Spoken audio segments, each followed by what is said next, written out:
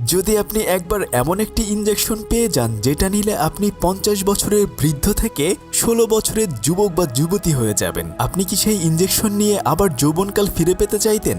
কিন্তু এলিজাবেথ নামের এই 40 বছরের মেয়েটি ওই ইনজেকশন নিয়ে 16 বছরের যুবতী হয়ে গিয়েছিল।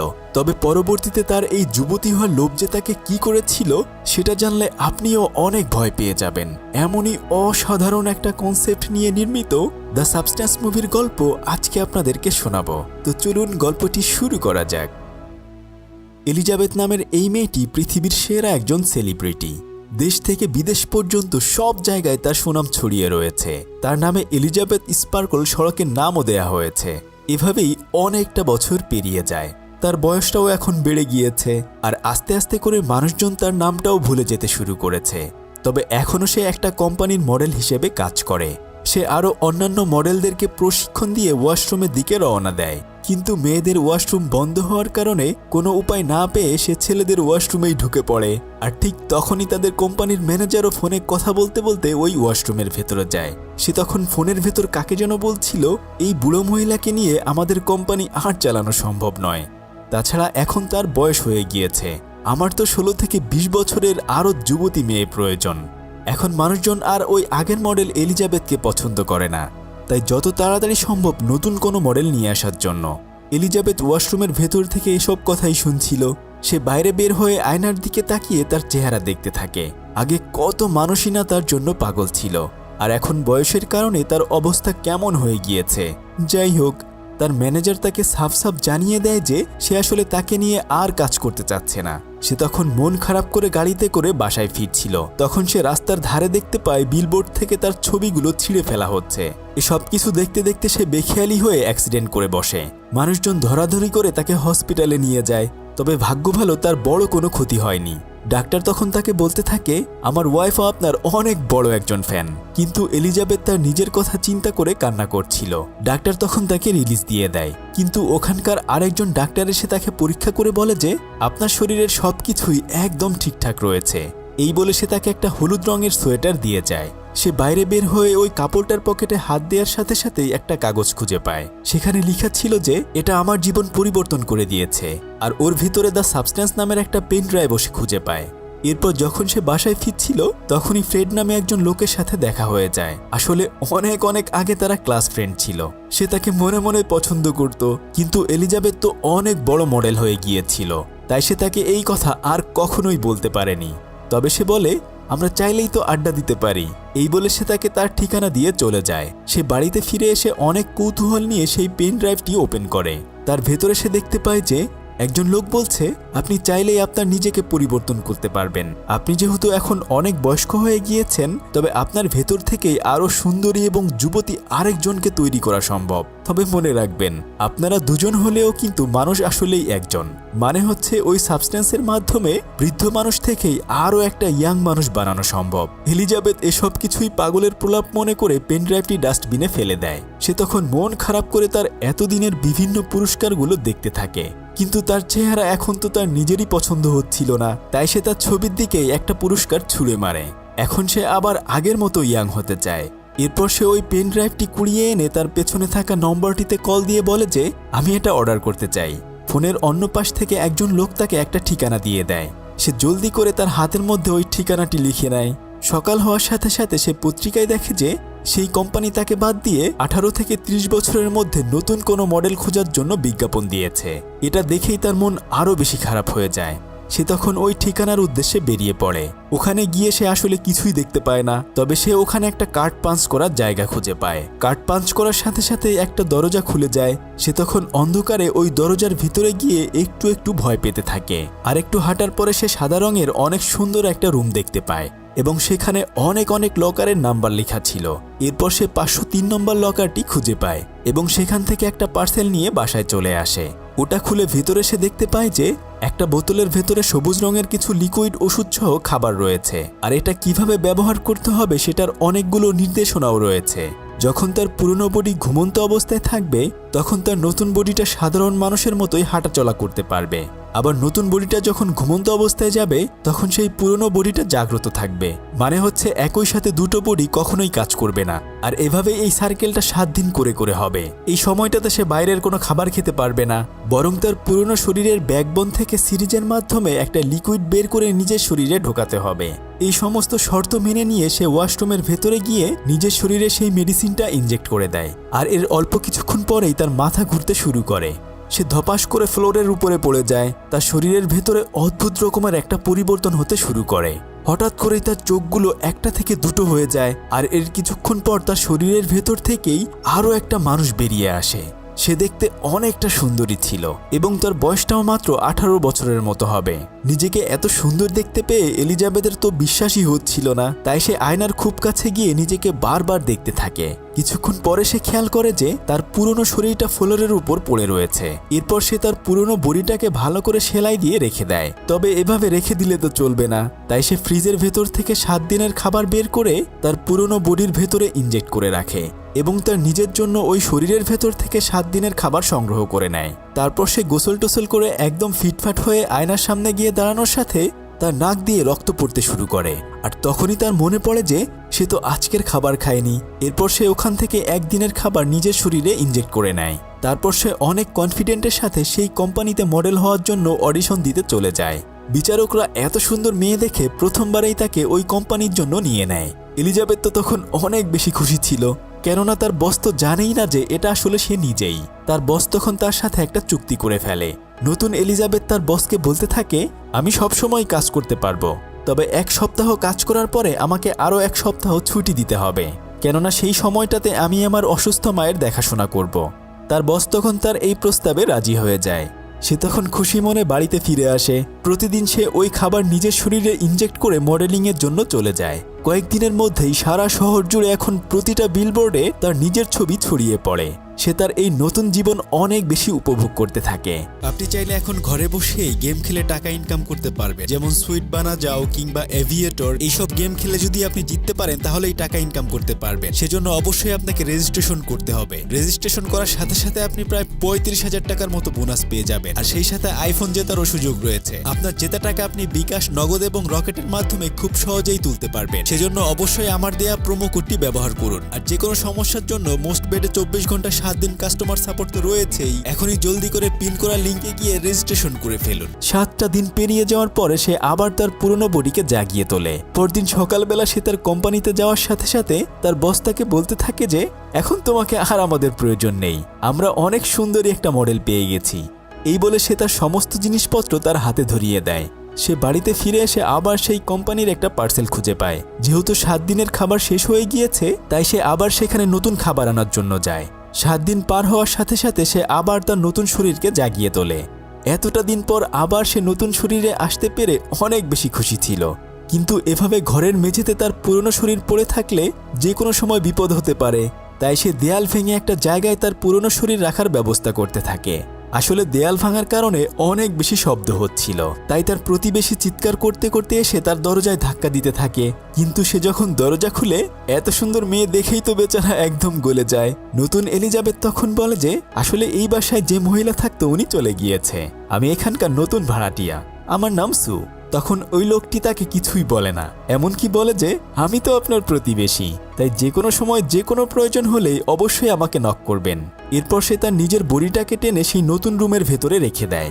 কিছুক্ষণ পর সে তার পুরনো ছবি ফেলে দিয়ে তার নিজের ছবি ওখানে টানিয়ে দেয়। এভাবে আস্তে আস্তে তার দিনকাল ভালোই কাটতে থাকে। সেও এখন অনেক নামি দামি মডেল হয়ে গিয়েছে। আর এর অল্প কিছুদিনের মধ্যেই চারিদিকে তার সুনাম ছড়িয়ে পড়ে। বলতে গেলে প্রতিদিনই তার শো থাকে। আর তার বস তাকে নিয়ে অনেক অনেক বেশি খুশি ছিল, কেননা তাদের কোম্পানির টিআরপি তার কারণেই অনেক বেড়ে গিয়েছে। তবে কাজের ফাঁকে ফাঁকে নতুন এলিজাবেথ প্রতিদিনই সে তার পুরনো শরীরের ভেতরে খাবার ইনজেক্ট করে যায়। কিন্তু একদিন সে বন্ধুদের সাথে আড্ডা দিতে দিতে একটা ছেলেকে পছন্দ করে ফেলে। সেই ছেলের সাথে সে যখন টাইম কাটাচ্ছিল, অন্যদিকে তার পুরনো শরীরের খাবার শেষ হয়ে যাচ্ছিল। আর ঠিক তখনই তার মুখ দিয়ে রক্ত বের হতে শুরু করে। সে অনেক কষ্টে ওখান থেকে অতি দ্রুত বাসায় ফিরে আসে। তারপর সে তাড়াতাড়ি করে পুরনো বডিকে ইনজেক্ট করে জাগিয়ে তোলে।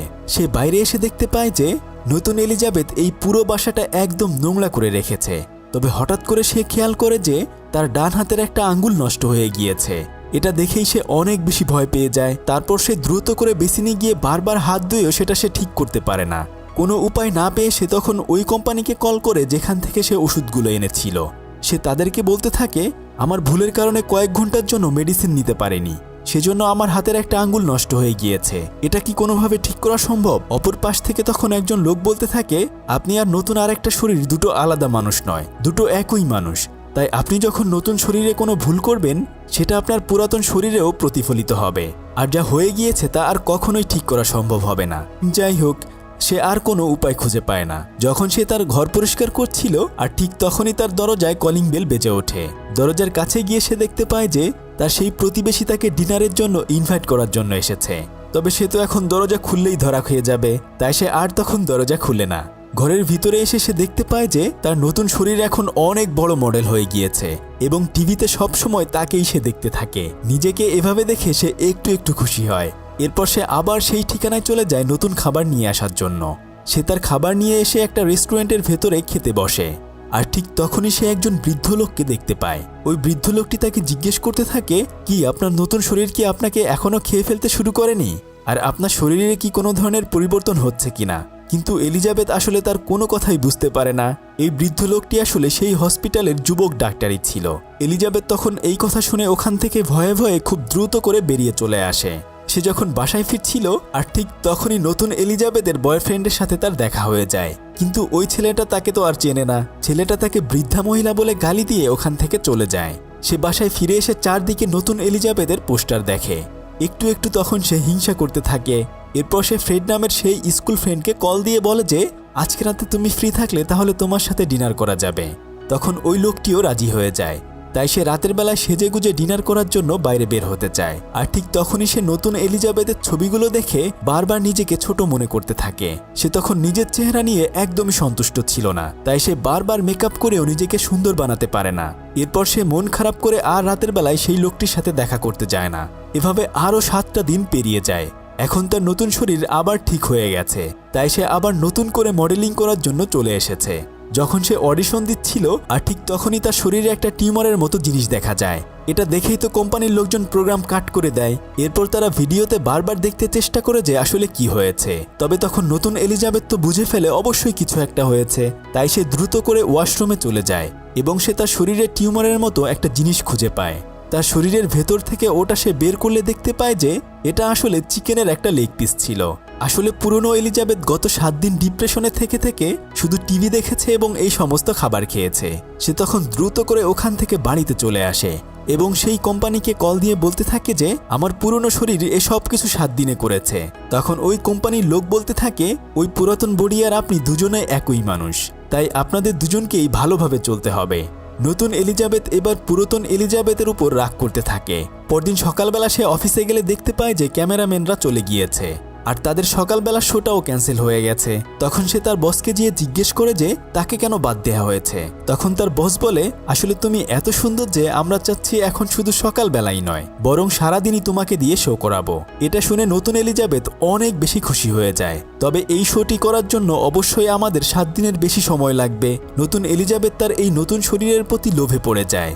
তাই 7 দিন পার হওয়ার পরেও সে তার পুরনো বডিকে কোনো ধরনের খাবার ইনজেক্ট করে না, বরং সে ওই পুরাতন বডি থেকে প্রতিদিন তার নিজের জন্য খাবার নিয়ে নেয় এবং অনেক দিন পরে সে তার পুরনো বডিকে খাবার দেয়। তখন তার পুরনো শরীর জেগে উঠলেই দেখতে পায় যে সে আসলে অনেক বেশি বৃদ্ধ হয়ে গেছে আর তার চেহারা আগে যতটা না সুন্দর ছিল তার চেয়েও আরও অনেক অনেক খারাপ হয়ে গেছে। এটা দেখেই সে একদম ভয় পেয়ে যায়। এরপর সে ওই কোম্পানির লোকদেরকে কল দিয়ে সব কিছু বলে, কিন্তু ফোনের ওপাশ থেকে বলতে থাকে যে আপনার নতুন শরীর তার রূপ যৌবনের নেশায় পড়ে গিয়েছে আর সেটা আলাদা কেউ না বরং আপনি নিজেই। তাই আপনি যদি চান এখান থেকে এটা বন্ধ করতে পারেন। আর তখন এলিজাবেথ জিজ্ঞেস করে, আমি আগে যেমন ছিলাম তাহলে কি অমন হতে পারবো? কিন্তু তখন তাকে বলা হয় যে এখন আপনি যেমন বৃদ্ধ হয়ে রয়েছেন ঠিক এমনই থাকবেন আর আগের মতো হতে পারবেন না, কেননা আপনাকে আগেই বলেছি একবার যা হয়ে যাবে তার কখনোই পরিবর্তন করা যাবে না। এটা শুনে বৃদ্ধ এলিজাবেথ অনেক বেশি চিন্তায় পড়ে যায়। এখন তার শরীরটাও ভালো মতো কাজ করছিল না, তার একটা পা অবশ হয়ে গিয়েছে। সে তার ইচ্ছা মতো সেটা নাড়াচাড়াও করতে পারে না। কিন্তু সারাদিন ঘরে বসে বসে সে তার নতুন শরীরের টিভি শোগুলো দেখতে থাকে। তাকে নিয়ে সবসময় কোনো না কোনো ইন্টারভিউ হতে থাকে। আর এসব কিছু টিভিতে দেখে পুরাতন এলিজাবেথ রাগে জ্বলতে থাকে। সে তখন রাগ করে যেসব খাবার দাবার খাওয়া উচিত নয় সেসব খাবার রান্না করতে শুরু করে দেয়, কেননা তার পুরাতন শরীর সবসময় ডিপ্রেশনের মধ্যে ছিল। আর অন্যদিকে তার নতুন শরীর সারা পৃথিবী এনজয় করে চলেছে। তাই সে রাগ করে চিকেন থেকে শুরু করে তার যা যা ইচ্ছে সব কিছু খেয়ে ফেলে। এভাবে আরও 7টা দিন পেরিয়ে যায়। 7 দিন পরে যখন তার নতুন শরীর জেগে ওঠে, তার পুরনো শরীর সারা ঘর অনেক বেশি নোংরা করে রেখেছে। এখন তো তার পুরনো শরীরের উপর তার নিজেরই রাগ হতে শুরু করে। সে তখন রাগ করে তাকে কোনো খাবার না দিয়ে বরং সেই শরীরের ভেতর থেকে তার নিজের জন্য অনেক অনেক খাবার একই সাথে সংগ্রহ করে রেখে দেয়। এরপর সে নতুন বছরের প্রোগ্রামের শোয়ের জন্য রেডি হয়ে যায়। এভাবে আরও বেশ কয়েকটা দিন পেরিয়ে যায়। যখন সে তার শরীরের খাবার ইনজেক্ট করতে যায়, সে খেয়াল করে যে খাবারগুলো নষ্ট হয়ে গেছে। এখন তো অনিচ্ছা থাকা সত্ত্বেও তার পুরনো শরীরকে জাগিয়ে তুলতে হবে, কিন্তু সে চাচ্ছিল না কোনোভাবেই তার পুরনো শরীর জেগে উঠুক। তাই সে এমন কোনো উপায় রয়েছে কিনা সেটা জানার জন্য কোম্পানিতে কল দেয়। কিন্তু কোম্পানি তখন বলে দেয় যে আপনি আপনার পুরনো বডি ছাড়া কোথাও কোনো খাবার পাবেন না। আর তখনই সে মাথা ঘুরে নিচে পড়ে যায়। তবে অনেক কষ্ট করে সে তার পুরনো শরীরের কাছে গিয়ে আবার তাকে জাগিয়ে তোলে। তবে অদ্ভুত বিষয় হচ্ছে, ওই দিন সে তার নতুন বয়ফ্রেন্ডকে তার ফ্ল্যাটে নিয়ে এসেছিল। পুরনো শরীর জেগে উঠে ওয়াশরুমে বিকট ধরনের শব্দ করে। তার বয়ফ্রেন্ড কি হয়েছে সেটা দেখার জন্য ওয়াশরুমে ধাক্কা দিতে থাকে। কিন্তু একটু পরেই এলিজাবেথ খেয়াল করে যে তার পুরনো শরীর এখন একটা ভয়ঙ্কর দৈত্যের মতো হয়ে গিয়েছে, কেননা নতুন এলিজাবেথ কয়েকদিন ধরেই তাকে খাবার দেয়নি, সেজন্য তার অবস্থা এমন হয়েছে। এভাবে বাইরে বের হলেই তো সে ধরা খেয়ে যাবে। তাই সে তার নতুন বয়ফ্রেন্ডকে চলে যেতে বলে।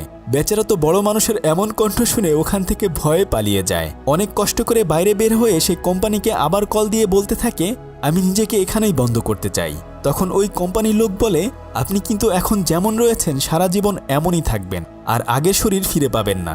এলিজাবেথ তখন কোনো কিছুই না শুনে বলে দেয় যে যাই হোক না কেন আমি এটা এখানেই বন্ধ করতে চাই।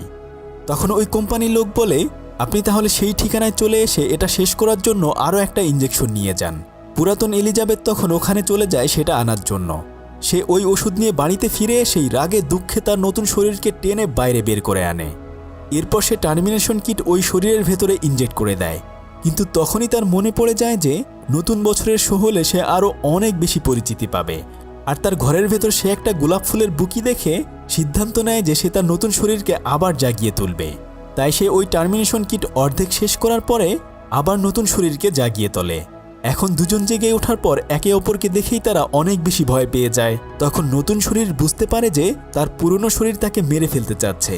তাই সে ওই টার্মিনেশন কিটের বাকি অর্ধেক তার পুরনো বডিতে ইনজেক্ট করে সেটাকে মেরে ফেলতে চায়। আর এর কিছুক্ষণ পরেই দুজনের মধ্যে অনেক মারামারি লেগে যায়। তারা তখন একে অপরকে মেরে ফেলতে চাচ্ছিল। অনেক কষ্ট করে পুরনো এলিজাবেথ নতুন এলিজাবেথকে একটা রুমের ভেতরে আটকে দেয়। কিন্তু তার শরীরে তো অনেক বেশি শক্তি ছিল। সে বেশ কিছুক্ষণ পরেই ওই রুমের দরজা ভেঙে বাইরে বের হয়ে আসে আর তার পুরনো শরীরকে মেরে অনেক বেশি আহত করে ফেলে। তবে সে ওখান থেকে জীবন নিয়ে পালাতে গেলেও নতুন এলিজাবেথ তাকে নৃশংসভাবে মারতে মারতে ওখানেই একদম শেষ করে দেয়। আর তখনই তার হুঁশ ফিরে আসে। সে আসলে এটা কি করেছে? সে তো তার নিজেকেই মেরে ফেলেছে। এখন তো সে নিজেও বিলীন হয়ে যাবে। কিন্তু তবুও ভাইরাল হওয়ার নেশা তাকে পেয়ে বসেছিল। ওই প্রোগ্রামে অংশগ্রহণ করার জন্য সে সেখানে চলে যায়। কিন্তু কিছুক্ষণ পরেই সে কাশতে কাশতে অসুস্থ হয়ে পড়ে এবং দ্রুত করে ওখান থেকে ওয়াশরুমে এসে দেখতে পায় যে তার মুখ থেকে একটা দাঁত খুলে পড়ে গেছে।